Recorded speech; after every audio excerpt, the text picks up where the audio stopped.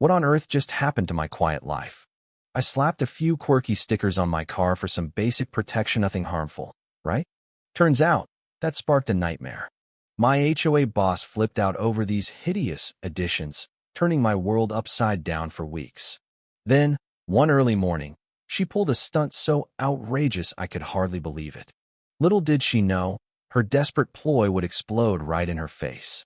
Who would have thought a handful of silly stickers could ignite a full-blown neighborhood showdown?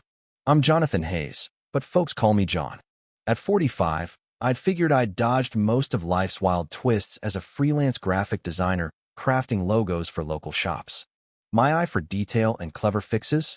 They became my secret arsenal in the craziest feud imaginable. I lived in Whispering Pines, this ritzy woodland enclave where homes gleamed like showpieces and every leaf seemed perfectly placed. The star was Crystal Pond, ringed by a fancy wrought iron barrier that hugged the water like a crown jewel. My baby was a sleek black Honda Civic from 2008, kept pristine despite the years. But our shared lot was a war zone. Folks jammed their hulking trucks into tiny spots, leaving scrapes on my ride like battle scars. After the fourth unexplained ding, I got inventive. I whipped up shiny stickers with unique codes, a goofy squirrel winking, tagged P00001, and a smirking fox as P00002. I stuck them on my car's vulnerable edges. Loving the vibe, I made twins P00003 and P00004 and fixed them to the fence chunk by my yard. They shimmered in the sun, casting playful dances on the pond. Weekly, I'd snap pics for records. Timestamps proved any tampering or damage. Smart, artsy, and totally above board. Enter Victoria Langston, our 55-year-old HOA tyrant who'd ruled forever. She nitpicked lawns with a tape measure and blasted folks for crooked shutters. Spotting my stickers, she erupted like a volcano. Her first email dripped fake charm. Dear Mr. Hayes, hope you're thriving. Those reflective doodads on your vehicle and our pristine pond fence clash with our vibe and might blind walkers. Kindly remove them soon. Best, Victoria Langston, HOA President.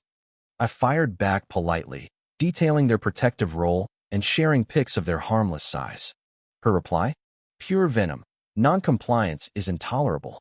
Strip them in 48 hours or face $200 daily fines for vehicle misuse and fence defilement. Final warning. That's when Harold Jenkins, my 70-year-old neighbor with a face etched by battles, dropped by. Kid, he sighed. I've tangled with Victoria before. For years back, she axed my oak I'd planted for my daughter's birth, claimed it breached height rules at just 10 feet. Showed some buried claws letting her nix anything she hated. She's fixated on that pond, calls it hallowed ground. This ain't about looks, it's power. Staring at my Civic's cheerful guards and the fence's twinkling art, I wavered. Surrender seemed easy, but Harold's weary nod sparked resolve. I'd fight. Next dawn, Victoria stormed my porch at 7 a.m., suited like a CEO, barking about tacky eyesores tanking values and complaints flooding in. You've got 36 hours, or you'll rue it, she snarled, striding off. Deflated, I nearly emailed an apology. But those stickers glow on the water reminded me. They were my creation, my shield, injecting joy into our bland hood. Instead, I grabbed HD Camsone, eyeing the car, one the fence hidden, cloud-backed, with all my pics duplicated. Skipping the HOA huddle where Victoria railed on visual sabotage and sacred pond threats, Harold recapped her theatrics. Days later, an odd HOA letter demanded I scrub my defamatory sticker shots online, fearing pond panic. Suspicious, I triple-backed up. Night footage chilled me. A shadow prowled my spots, inspecting like a thief. Night 3, flashlight in hand, they lingered. Anxiety gnawed. Was I nuts battling over decals? But memories of Harold's lost tree fueled me. Someone had to challenge her reign. When her deadline hit, a 5:15 a.m. email warned, "You've forced decisive action. Community safety prevails." At 5:30, Cams caught it. Victoria, gloved, knife-wielding, stealthy but clumsy. She snapped pics, then peeled P00001 and P00002 from my car, then hit the fence for the rest. She posed triumphantly, oblivious to her doom. Those weren't mere stickers, they logged damage with codes, photos proving incidents. Her removal? Evidence tampering, premeditated vandalism across sites. Infrared vids nailed her face, timestamps ironclad. Her 8 a.m. glowed email? Issue settled on vehicle and pond fence to safeguard our hallowed waters. Comply next time. Rage turned to glee reviewing footage. This was abuse by an official, tampering, destruction. Game on.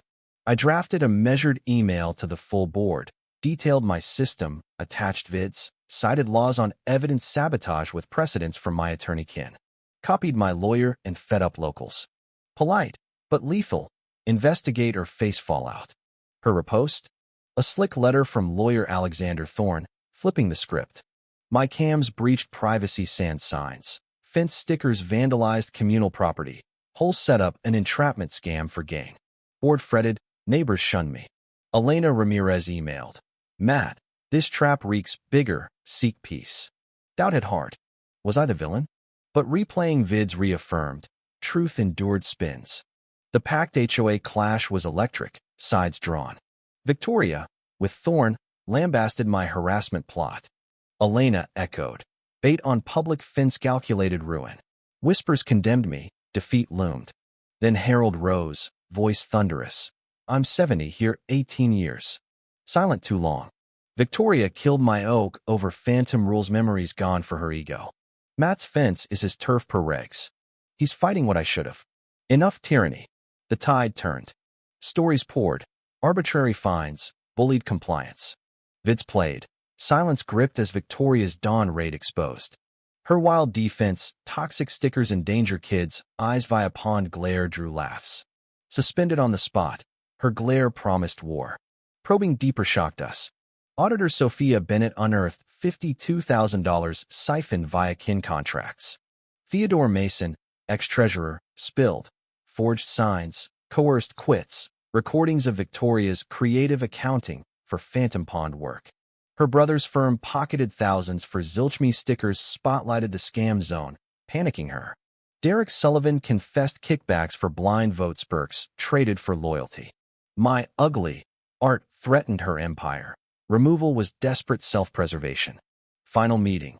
Victoria ousted, fined restitution plus extras, evidence to DA for fraud, forgery. She crumpled, empire dust.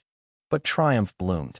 Stickers symbolized defiance. Neighbors added theirs, birthing an art wave. Lily Thompson, 8, gifted a pond frog decal. You're brave like a hero. New Pres Olivia Hartman vowed transparency. Democracy over dictates. Harold replanted his oak as our liberty tree. My civic guardian stayed, now with allies. What began as ding defense toppled corruption. Tiny rebellions spark revolutions document. Stand firm, rally allies. Was John a hero or instigator? Should HOAs wield such power, or are they ripe for abuse? Would you fight stickers or fold? Drop thoughts below. Did Victoria deserve mercy or full fallout? Like if inspired, comment your take, subscribe for more real-life twists.